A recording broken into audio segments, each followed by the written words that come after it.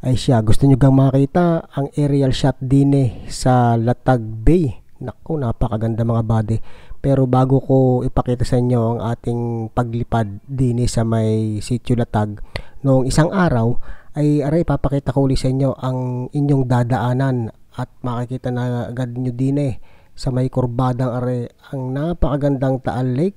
Ayan, nandiyan din ang Taal Volcano sa di kalayuan at diyan sa baba tayo pupunta mga buddy. Yan na nga mismo ang kalsada na inyong babaybayin kapag kayo ay pumunta sa Sitio Latag ng Barangay Halang, Lipa City.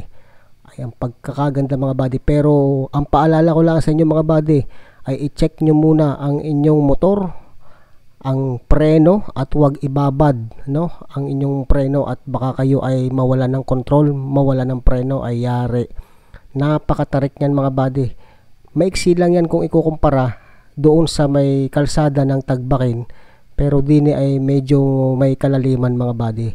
Pero pagdating nyo dini sa may kurbada sa unahan ay banayad na mga buddy. Ayan, naku, pagkakaganda naman talaga mga buddy dini. Ay first time nga natin na pumunta, ay siguro naman napanood nyo na yung ating vlog noong road trip natin dyan at saka yung pagtawid natin sa ilog, paligo natin sa ilog at saka yung pinuntahan tayong isang parte ng ilog na kung saan ay pwedeng rentahan ninyo. Naku, napakaganda. Ay dini nga, ito na ang pinaka baba mga buddy ng Sitio Latag. Ayan, so naghahanap lang tayo diyan ng mapapagparadahan. Napakaluwag naman mga buddy. Ayan, ayan, may mga inabutan tayong may nakamotor at nakatricycle, siguro sa mga residente rin ng Sitio Latag yan. At pagkatapos nga natin na tumigil din ay ayan, nag-inat-inat muna tayo mga buddy at talagang napakaganda naman talaga ng area na mga buddy. So talagang ako'y palakpak sa galak talaga nung makita ko ay sa video ko lang nakikita ng ibang riders. Ayan, chinek ko muna at talagang parang nag-init talaga ang aking preno diyan ako. Pero buti na nga lamang at dahan-dahan lang tayo, banayad lang ating pagtakbo. Ayan, kaya bumaba na tayo din at titingnan ko muna aring nasa unahan. Yan, itinuturo ko diyan yung ilog mga buddy. Napakaganda naman talaga at are na ang ating palipad mga buddy na kung saan ay makikita ninyo ang sikat na puno ng niyog. Yan, diyan tayo nagpalusot sa may puno ng niyog na yung mga buddy at yan na ang mismong harapan ng Latag Bay. At ang nakakasakop nga diyan mga buddy ay Sitio Latag ng Barangay Halang. Yang nasa kaliwa ay parte na ng mataas na kahoy at itong nasa kanan naman ay Lipa City na mga buddy. Yan yung ating dinaanan, yung medyo nakikita ninyong bundok din sa may kanan, may kalsada. Ayan, diyan mismo mga buddy. Napakaganda mga buddy. Ayan, diyan parte ang Tagbakin. Sa itaas na yan, nakita rin natin ang Mount Makulot at nga ang Latag Bay. Yun naman, napakaganda naman talaga. Kita nyo naman ang tubig ng lawa. Talaga namang napakalinis mga buddy. Bagamat doon sa gilid ay talagang normal lang na may lumot yan. Yan ay karaniwan na po sa baybayin ng Taal Lake. Yan yung ilog na ating nilakad kung inyong natatandaan. Ayan, diyan na mismo tayo nakapwesto sa lugar na yan.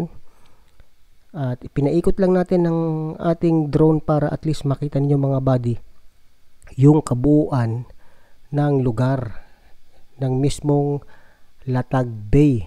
So yan ay sakop ng Taal Lake at dyan naman sa parting yan mga buddy ay ang Lumang Lipa, yung mga bahayan na yon.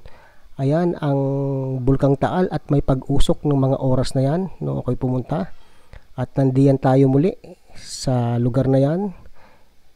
At diyan sa kagubatan na yan yung ilog sa bandang kaliwa no, nandyan yung pinuntahan natin. Ayan, isa pang padaan dito sa mismong baybayin ng Sitio Latag ng Barangay Halang. Alam ko kung kayo ay taga Batangas, maaaring napuntahan nyo na.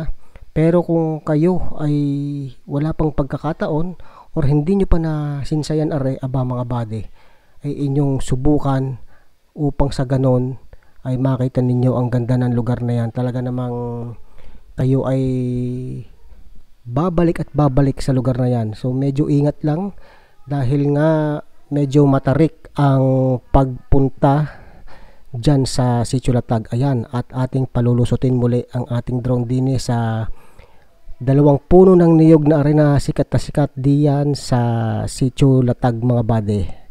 Ayan, at meron pa tayong mga nakilala na taga riyan, at siya nga yung nagsama sa atin doon sa isang bahagi ng ilog na pwede kayong mag-picnic. Ayan, si Kuya Odan mga buddy. At syempre, kung tayo ay lumusong kanina ay arin naman, aaho naman tayo din at babaybayin na naman natin ang kalsada paakyat din sa Sitio Latag, at lalabas nga tayo ng mismong Barangay Halang. Ayan na po yung mismong kalsada paakyat. Kailangan talaga nakapremera kayo mga buddy dyan para hindi kayo mabitin sa inyong pagbiyahe. Ayan, kita nyo naman at napakaganda naman talaga mga buddy. Talagang enjoy na enjoy ako diyan sa view.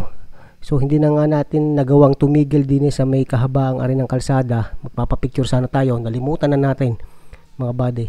Pero gusto ko lang ipakita sa inyo yung ating dinaanan paahon din nga sa Sitio Latag. Hirap na hirap yung mga bikers din mga buddy kapag aahon na, talaga namang akay na nila ang kanilang mga bisikleta sa sobrang tarik mga buddy na ring lugar na are.